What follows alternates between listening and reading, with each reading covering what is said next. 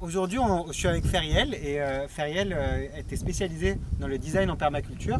Donc en fait, tu travailles sur les moyens pour que les gens puissent devenir autonomes par eux-mêmes, mais à tout point de vue. Et en fait, on va faire une série de vidéos pour faire face à la situation actuelle et donc expliquer comment il est possible d'être autonome, comment il est possible de faire face à des pénuries éventuelles, de nous parer à tous les scénarios en espérant le meilleur bien sûr, mais en tous les cas voilà.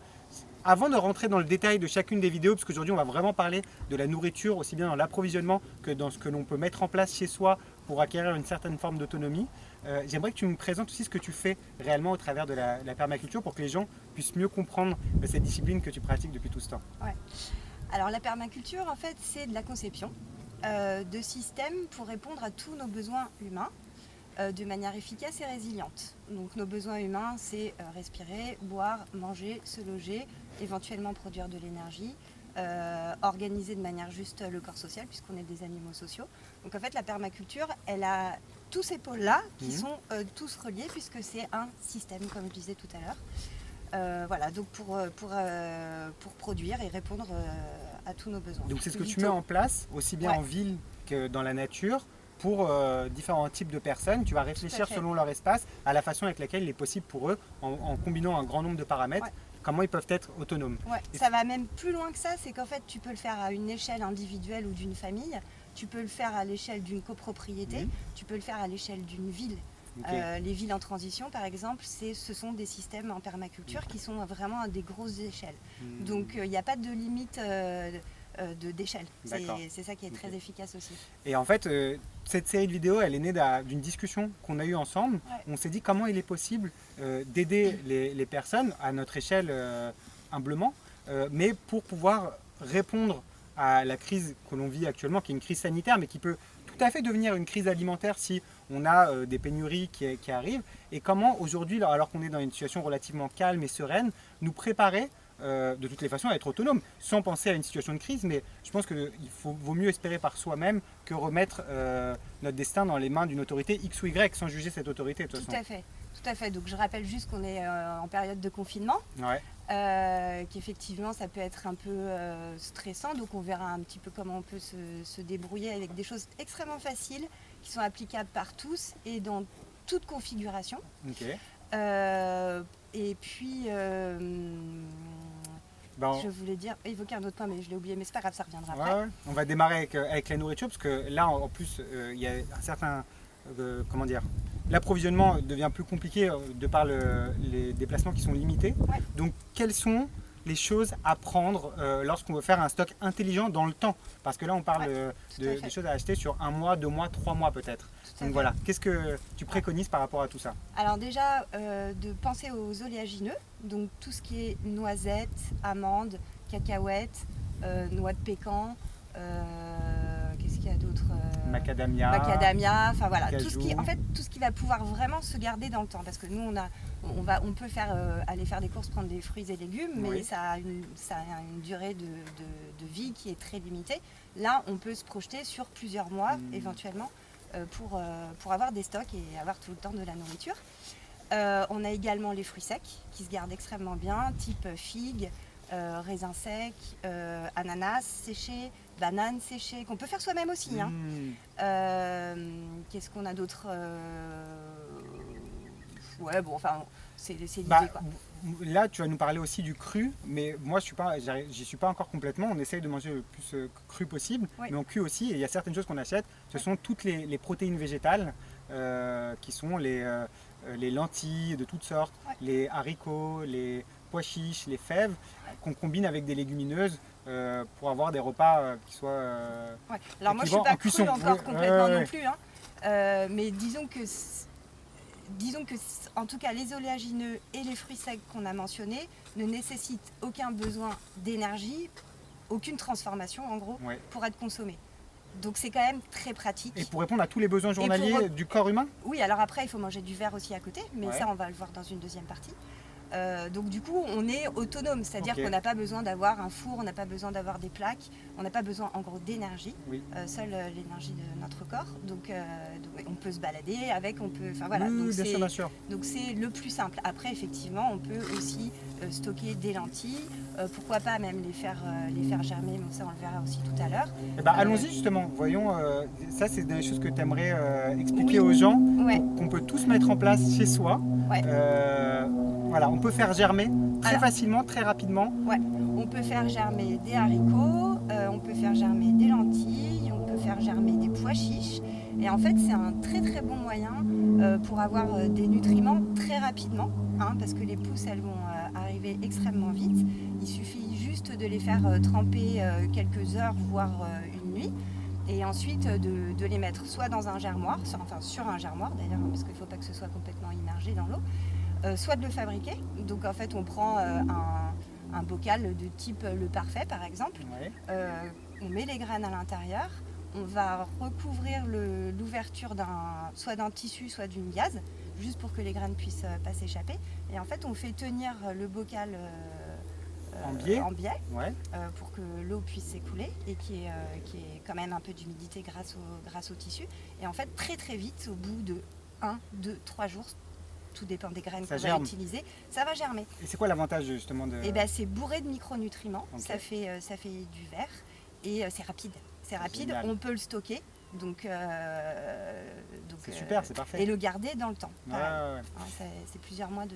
Il y a d'autres choses aussi qu'on peut réaliser chez soi. Donc il y a évidemment les graines germées, mais il y a aussi des petites plantations qu'on peut faire très facilement, très rapidement, et qui nous permettent d'acquérir une certaine forme d'autonomie. Déjà, on peut dire que si on a les fruits secs, oléagineux, plus les graines germées, on a un équilibre alimentaire qui est assuré. Oui, il faut manger aussi des feuilles plus constituées, mais on est déjà pas mal, on va dire. Et donc, on est déjà pas mal. Et donc je pense là plus aux gens qui sont en milieu urbain, parce que c'est quand même plus difficile pour eux, on va dire, et on le comprend assez aisément, de trouver des feuilles. Après, je reviendrai sur les feuilles comestibles qu'on peut trouver dans la nature. Mais donc pour les urbains, maintenant les bois sont un peu, comment je peux dire, fermés, donc c'est pas grave, on peut trouver des plantes comestibles même dans le béton, dans la rue, tout à fait.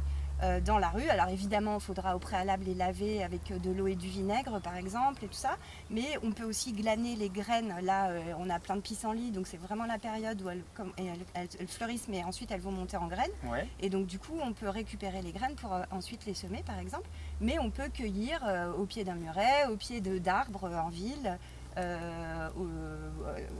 dans le béton, des plantes. Donc finalement ces plantes auxquelles on accordait aucune utilité, aujourd'hui peuvent être salvatrices pour nous qui devons rester dans des espaces ultra clos. Tout à fait. Et pour les reconnaître, il y a des bouquins. Alors voilà.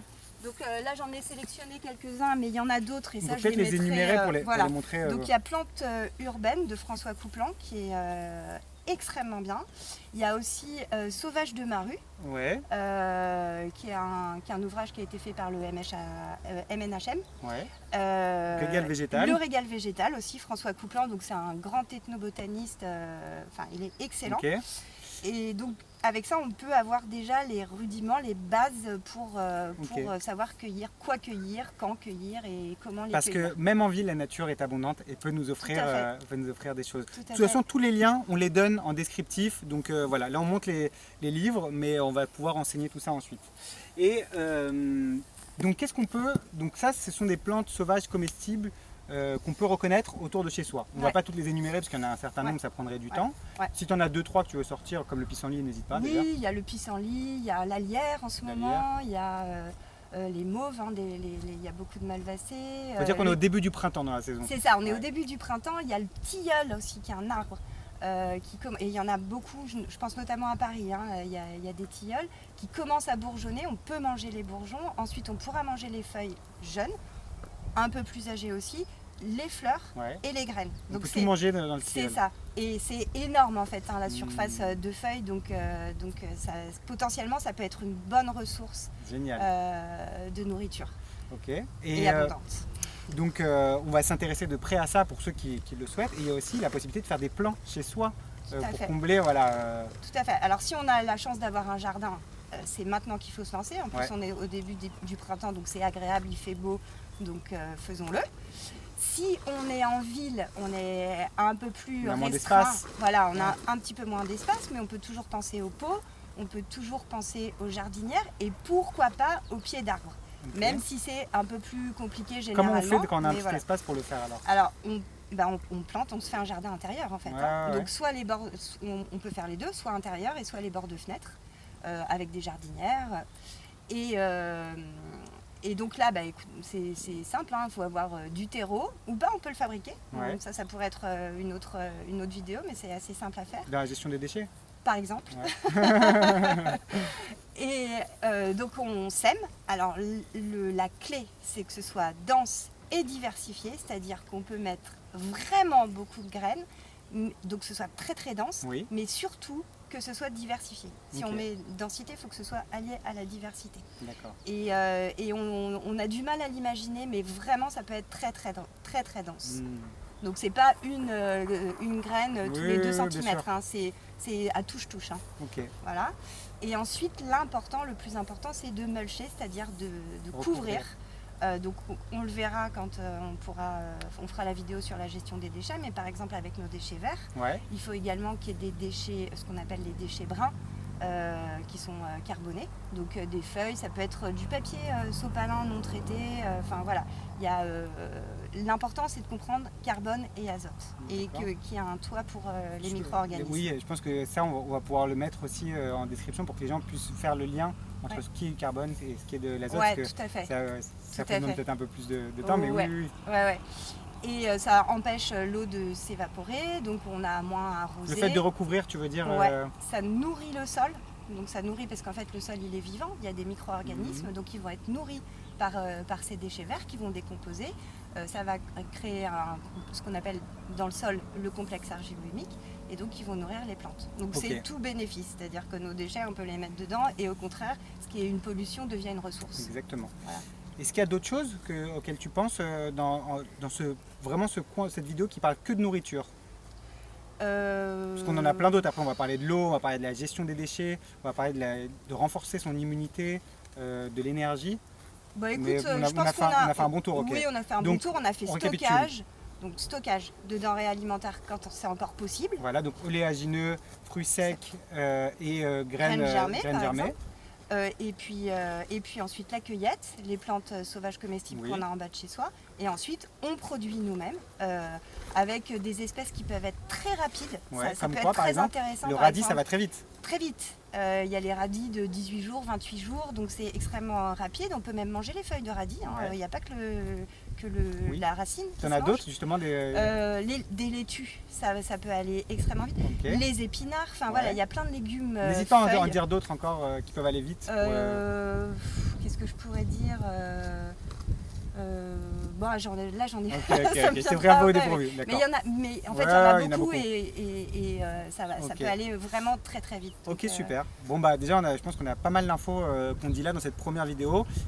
Il y en aura d'autres, effectivement, qui vont suivre. Merci Ouais. beaucoup, Feriel. Est-ce qu'il y a quelque chose que tu aimerais délivrer directement aux gens, quelque chose à dire ou pas hein, peut-être en conclusion tout à l'heure, mais pour l'instant, Ok, dans ok. d'autres vidéos. Super. Bon, on se retrouve très vite pour la deuxième vidéo. À plus.